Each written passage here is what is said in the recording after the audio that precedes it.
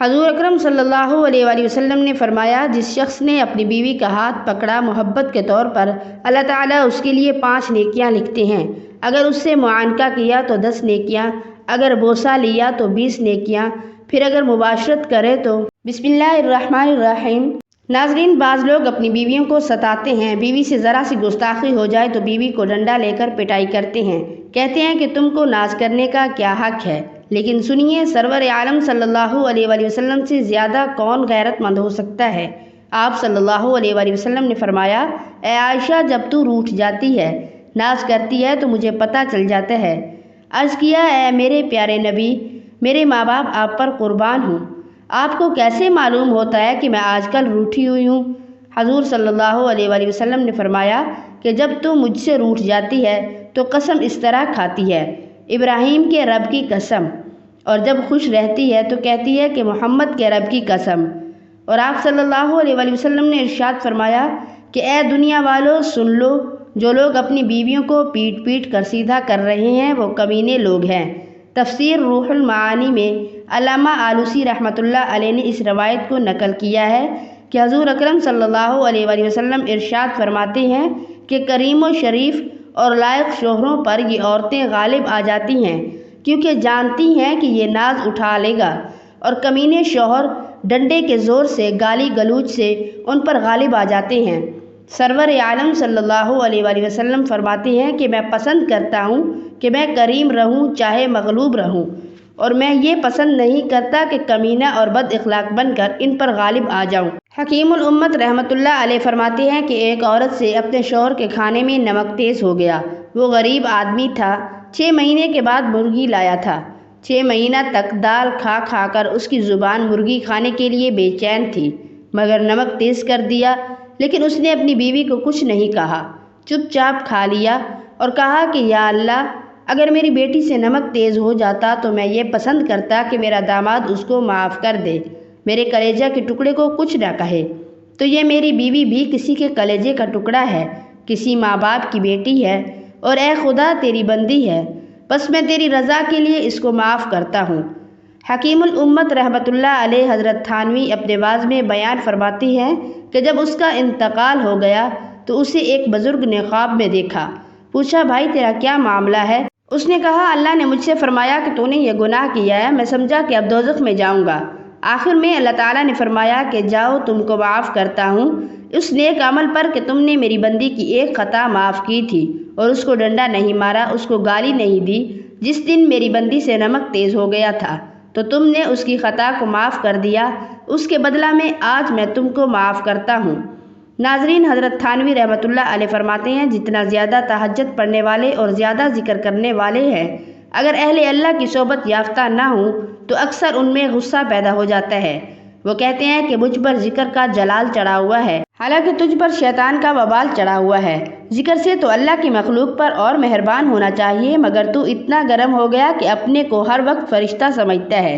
اپنی بیٹی کو کوئی ستائے تو فوراً عاملوں کے پاس چلے جائیں گے کہ حضور تعویذ دے دے، میری بیٹی کو میرا داماد ستا رہا ہے، اور خود اپنی بیویوں کو ڈنڈے لگاتے ہیں اور گالیاں سناتے ہیں۔ مخلوق خدا کی جو ستائے گا ہرگز اللہ کا ولی نہیں ہو سکتا۔ 1,00,000 حج و عمرہ کر لے، 1,00,000 ذکر کر لے، لیکن جو اللہ کی مخلوق کو ستائے گا ہرگز وہ مومن کامل نہیں ہو سکتا۔ قرآن پاک میں ارشاد ہے، کامل ترین مومن وہ ہے جو بہترین اخلاق والا ہے۔ حضور نبی کریم صلی اللہ علیہ وآلہ وسلم نے فرمایا، جس شخص نے اپنی بیوی کا ہاتھ پکڑا محبت کے طور پر، اللہ تعالیٰ اس کے لیے 5 نیکیاں لکھتے ہیں۔ اگر اس سے معانقہ کیا تو 10 نیکیاں، اگر بوسہ لیا تو 20 نیکیاں، اگر مباشرت کرے تو دنیا مافیا سے بہتر ہے۔ بس جب فارغ ہو کر غسل کرے، پھر اس وقت بدن کے جس جگہ سے پانی بہے اس سے اس کے گناہ معاف ہو جاتے ہیں اور اس کا درجہ بلند ہوتا ہے، اور اس کو اس غسل پر دنیا و مافیا سے زیادہ عطا کیا جاتا ہے، اور اللہ تعالیٰ اس کی وجہ سے فرشتوں پر فخر کرتے ہیں اور کہتے ہیں کہ دیکھو، میرے اس بندے کو ٹھنڈی رات میں اٹھا جنابت سے پاک ہونے کے لیے اور یقین کرتا ہے کہ میں اس کا رب ہوں۔ اے فرشتوں، تم گواہ رہو، میں نے اس کو معاف کر دیا۔ ایک مرتبہ حضور اکرم صلی اللہ علیہ وآلہ وسلم نے عورتوں کو خیرات کرنے کا حکم دیا اور فرمایا کہ اور کچھ نہ ہو تو زیور ہی کو خیرات کریں۔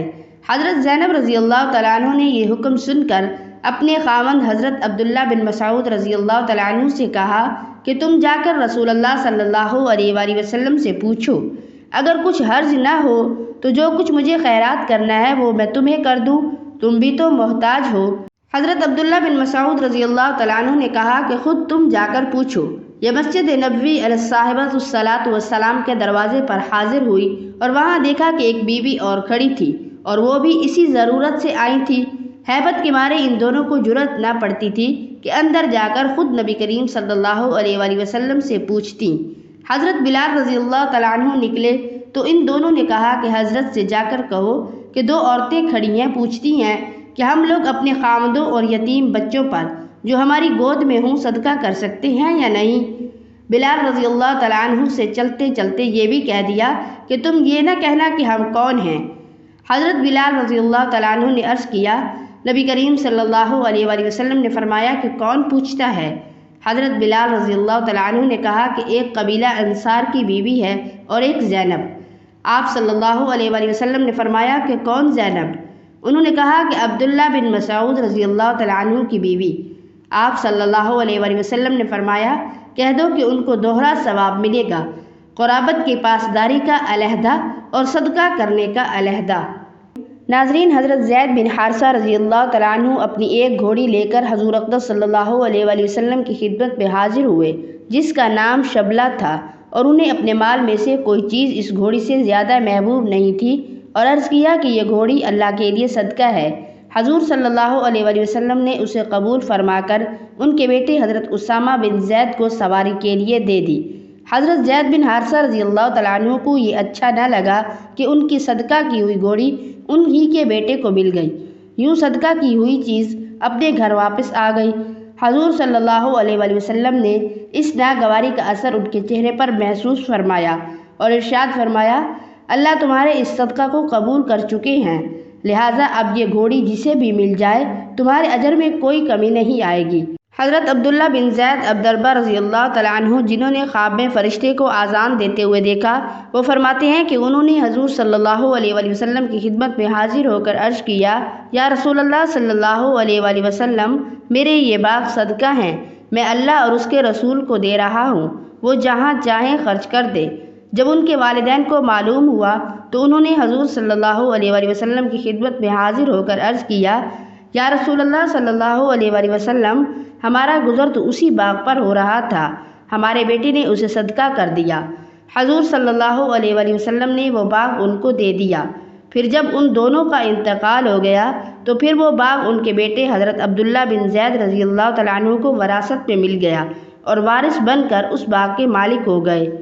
دعا ہے کہ اللہ رب العزت ہمیں دین سمجھنے کی توفیق عطا فرمائے، ہمیں نیک عمل کرنے کی توفیق عطا فرما کر ہمارا خاتمہ ایمان پر فرمائے، آمین ثم آمین۔